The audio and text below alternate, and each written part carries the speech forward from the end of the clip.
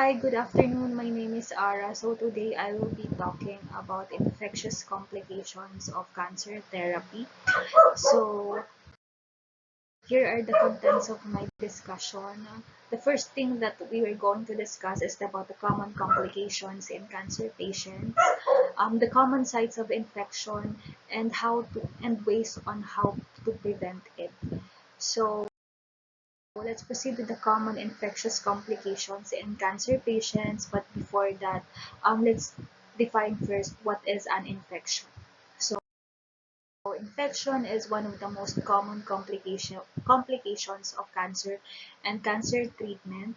An infection happens when germs enter the body, multiply, and cause the immune system to react. So we have here the three factors that predispose to infection. So the first thing na meron tayo is the host-associated factors, which consist of deficiencies of cellular and humoral immunity, disrupted anatomical barriers, central nervous system dysfunction, prior splenectomy, alterations in the microbial flora. For the treatment-associated factors, we have the surgery, radiation, and chemotherapy, antibiotic use, diagnostic or invasive procedure, including blood transfusions and bone marrow infusion. And lastly, for emerging pathogens, we have the bacteria, viruses, protozoa, and fungi. So, discuss natin siya further. So, let's start first with the host-associated factors. The first one is we have granulocytopenia. Granulocytopenia is defined as an absolute neutrophil count lower than 1,000 or 500 cells per cubic millimeter, and is the single most important risk factor for the development of bacterial infection in cancer patients. So the incidence of infection increases when neutrophil counts falls below 500 cells per cubic millimeter. So for the deficiencies of cellular and humoral immunity, this was being discussed in our immunological class. So balikan lang natin, pakapyawan lang natin. So we have the cell-mediated immunity. It refers to the immune response mediated by T lymphocytes, which plays a crucial role in recognizing and destroying cancer cells. For the humoral immunity, it involves the production of antibodies by T lymphocytes in response to foreign substances such as cancer cells. So for the disrupted anatomic barriers, the anatomic barriers of the skin and soft tissues are essential for protection of the immunocompromised host. So, di ba, whenever may cancer patients tayo, very na siya, kumbaga immunocompromised. So we have here for example, the mucous membranes of the oral cavity and nasopharynx may be affected by invasive carcinomas resulting in local infections in the mouth, nose, throat, or sinuses. So mucous membranes of the gastrointestinal tracts also can be disrupted by invasive carcinomas causing local abscess formation, bacteremia with gram-negative bacilli, or perforation with resulting peritonitis. So for the central nervous system dysfunction, in patients with cancer, can it can occur to our patients with cancer as a result of the cancer spreading to the brain or spinal cord, known as metastatic brain or spinal cord tumors.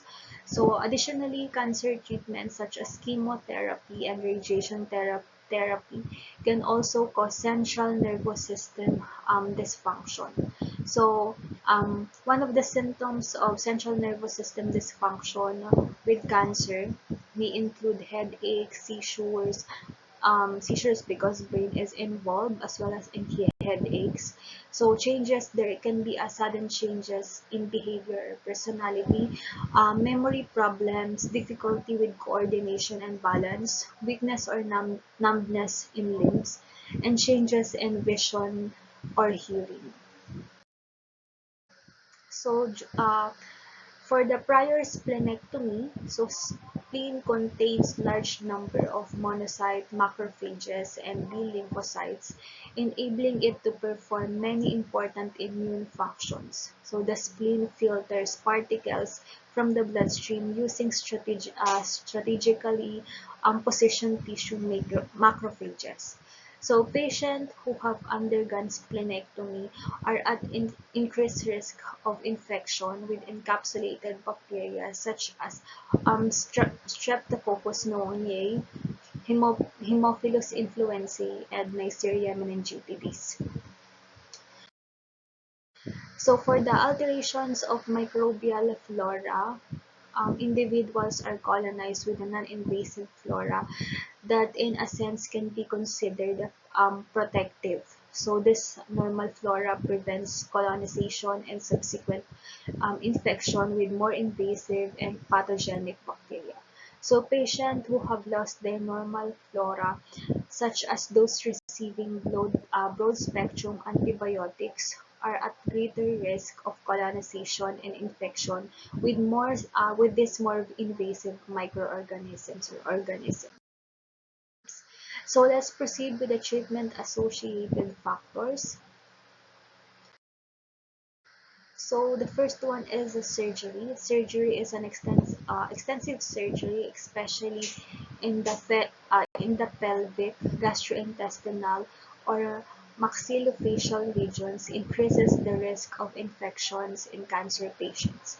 Although the procedures are often necessary, especially for advanced invasive tumors, this remove large areas otherwise protective tissue and disrupt anatomic barriers that predispose to the leakage of material already containing bacterial flora. The second one is the radiation. Infection is one of the most common complications in cancer patients who receive preoperative irradiation prior to oncologic surgery of the upper respiratory or gastrointestinal tract. This is predominantly due to fistula formation or impaired wound healing. So in addition to causing local tissue damage, radiation can also stenosing lesion leading to obstruction. For the chemotherapy, so many of these agents damage the anatomic barrier. So most notably, they can cause ulceration of the gastrointestinal tract, allowing for erosion and invasion of endogenous microorganisms. So we have here, for example, the bleomycin and methotrexate are associated with skin lesions, which can predispose to bacteremia with staphylococci and other skin organisms. And lastly, antibiotics. Antibiotics used for both prophylaxis and treatment alter a patient's microbial flora and select for resistant organisms. For example, um, of this have been proven repeatedly in cancer patients. So meron pang two. We also have the diagnostic and invasive procedure. We also have the first one is the central venous catheters. So it is a semi-permanent, centrally placed venous access device are commonly used in cancer patients to administer chemotherapy, blood products, antibiotics, and parenteral nutrition, and to obtain blood specimen for laboratory analysis. Infection is common and potentially life-threatening complication of this vascular access device. The most commonly associated pathogen are Staphylococci and Streptococci. That's why in hospital, it's very important talaga na um, maayos or mas sterile yung pag-prepare ng um, pag-administer ng catheter sa patients. because at risk talaga yung mga pasyente, especially cancer patients, na magkaroon ng infectious complications kapag hindi sterile o hindi maayos yung pagkakakabit ng catheter. Yan. So, in blood transfusion and bone marrow infusion, contamination of blood products can occur, processing and storage, but most commonly occurs through collection of blood with infected donors. So, viruses are most frequently encountered pathogens associated with blood transfusion. This include hepatitis, human immunodeficiency virus, and cytomegalovirus. Let's proceed to the emerging pathogens. So, the main types of germs that cause infections, particularly in our cancer patients, includes bacteria, viruses, protozoa, which or some of which act as parasites, and fungal organism also called fungi. So let's start first the bacteria. Bacteria is one of the most common type of infection causing organism in, infection causing organism in people with cancer. So many bacteria live on in our bodies. So they are called normal flora. These bacteria do not usually cause infection, but they may cause problem, including serious infection when the white blood cell counts are low and the immune system are weak. So, di ba, sometimes they are called opportunistic microorganisms, in which sa case natin is cancer patient, talagang bumababa yung immune system, mahina yung immune system nila. That's why they are prone of acquiring bacterial diseases. Diseases that or complication, infection caused by bacteria. So the common bacteria that we have here is the Staphylococcus, Streptococcus, Clostridium difficile. So to further discuss the three bacteria, Staphylococcus staph infection causes bumps, redness, and swelling on the skin, sometimes where an intravenous IV line is inserted. So, yung mga bacteria o yung mga infections na due to intravenous line, at somehow or majority doon ay cause ng Staphylococcus bacteria. For the treatment, cefazolin, ampicillin, oxacillin, vancomycin, daptomycin, and linezolid can be given to the patient. So for the streptococcus, strep causes illness including tonsillitis and cellulitis, a skin infection that can become severe and damage or destroy the tissues. So for the treatment, strep sa throat, amoxicillin and penicillin can be given. For cellulitis, penicillin ceftriaxone, penicillin ceftriaxone, cefazolin and clindamycin can be given to the patient. For the Clostridium difficile naman, it is an anaerobic gram-positive bacillus that colonizes the colon and transmits itself via fecal-oral route. So, Clostridium difficile infection is most common cause of healthcare-associated infections, especially sa mga patients na nasa ICU. For the treatment, we have vancomycin and fidaxomicin. Let's proceed with the viruses. Viruses are the tiny particles that can't live on their own. So to reproduce, they need to infect a living cell, such as a cell in human body. The most common types of viruses that cause infection in people with cancer include some of the following. We have three example here. The first one, na common viruses na nag-infect sa ating cancer patients, we have the common cold viruses, herpes simplex, and varicella zoster. So let's further discuss these viruses. The first thing is the common cold viruses, which can sometimes cause serious infections such as pneumonia. So, it can be treated, mga common colds lang natin can be treated by antihistamine, decongestants, and sometimes Tylenol can also be given. For the herpes simplex, it is a virus that causes cold sores and genital herpes. Yung mga veer natin, yung common treatment, such as acyclovir, famciclovir, valacyclovir. For the varicella zoster, which causes chickenpox, it can also cause serious, even fatal infections such as pneumonia in people with cancer. So for the usual treatment, of course, antiviral acyclovir can also given to the patient. Let's proceed with the fungi. Fungi can live in our bodies without causing any problems, but it can cause problems if a fungal infections occurs when the immune systems are weak. So these emerging pathogens are very commonly, ano lang talaga, opportunistic. They can cause harm or so much harm kung hindi ganun ka-weak yung immune system. So we have here candidiasis and aspergillosis. So for the fungi, candidiasis, chemotherapy and radiation can make the patient susceptible to thrush, which causes white patches and soreness in the mouth. So for the treatment, fluconazole, antifungal, and amphotericin B can be given to the patient. For aspergillosis can cause serious lung infection. So for the treatment, itraconazole, corticosteroids, voriconazole, and amphotericin B can be given to the patient.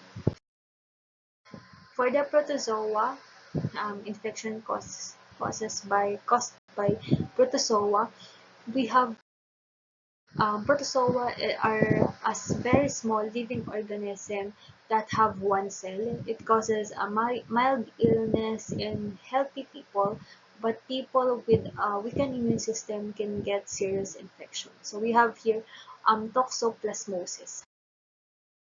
Toxoplasmosis it causes a mild illness in healthy people, but people with a weakened immune system can get serious infections. The infection can affect the brain. So for the treatment, spiramycin before 18 weeks of pregnancy, trimethoprim sulfamethoxazole, clindamycin, and leucovorin can be given to the patient. So now let's proceed to the common sites of infections.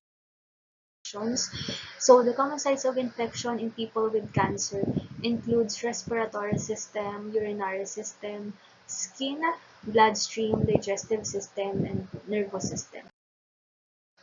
For the respiratory system, infections such as pneumonia or bronchitis can occur in the lungs.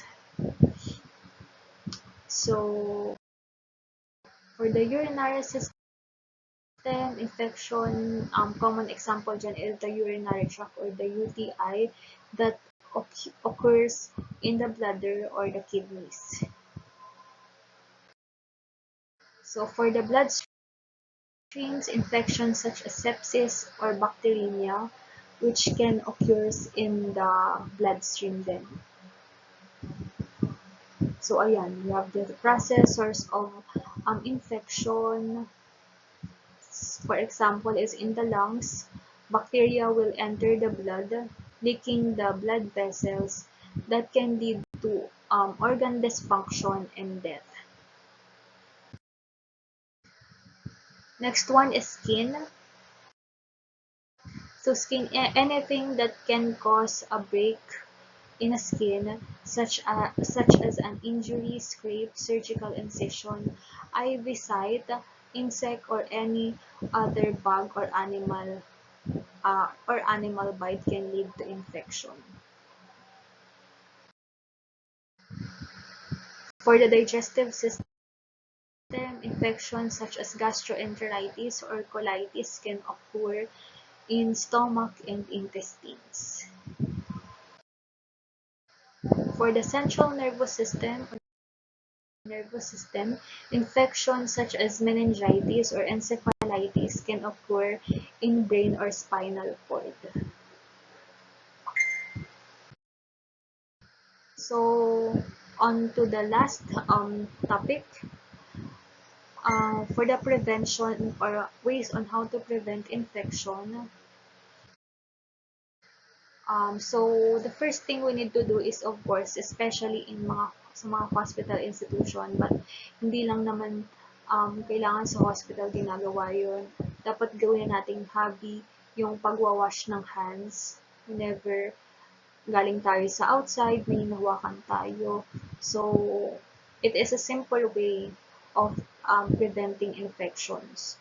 Taking a shower, especially kapag kagaling ka talaga sa madaming tao, di naman sa pag-iinerte, especially kapag may kasama kang matanda sa house or kids, it is very important to take a bath bago mo sila hawakan. Di ba parang ito yung mga nauso ng pandemic na kailangan talagang maligo kapag especially galing ka sa labas, namili or kapag lalo na sa mga healthcare workers. Um, Use lotion. It is useful especially sa skin natin kasi 'di ba skin is one of our anatomic barrier na nagpi-play ng major role talaga in preventing infections. Use gloves kapag may hahawakan or whenever you're let's say for example mga healthcare workers natin in hospitals kapag magkakabit ng catheter, may hahawakang pasyente, may hawakang wound, it is very important to wear gloves, to use gloves for prevention din. So, wash fruits and vegetables. So, meron tayo kasing mga diseases or na nakukuha sa mga unwashed or yung mga unsanitized, properly unprepared or unsanitized food. So, clean your teeth and gums. Of course, oral hygiene. Dapat mag-practice din talaga. And of course, get a flu vaccine. It is very important kasi once na naka-try ka ng magka-flu vaccine, alam mo na yung pinagkaiba ng hindi vaccinated sa vaccinated. Like, pwede ka pa rin namang magka-flu, but very, hindi ganun ka-severe. So, ayun. Especially sa mga senior citizens na kasama natin sa bahay. Kung hanggat maaari, hanggat kaya, kumuha ng flu vaccines, go lang. Kasi mas maganda talaga pag protected. You can also avoid things that may lead to an infection. So, avoid being near with sick people. Pwede naman, basta mag-wear ka lang ng face mask. Kung cause nun is viral, like yung mga common, yung mga flu, ganyan, para lang din maiwasan. Kasi mahirap kung lahat na kayo sa bahay may sakit. Avoid using someone else's cup, eating utensils, and makeup. So, eating raw meat, seafood, and eggs is as much as possible iwasan din. That's why, di ba, pag may mga patient tayo, pregnant, hindi talaga natin pinapakain ng mga raw foods hanggat maaari.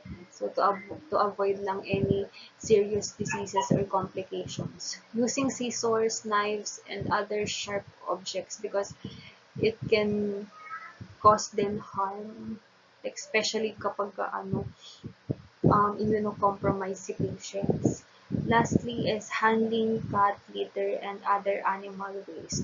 So, proper way on how to dispose yung mga waste ng ating mga pets.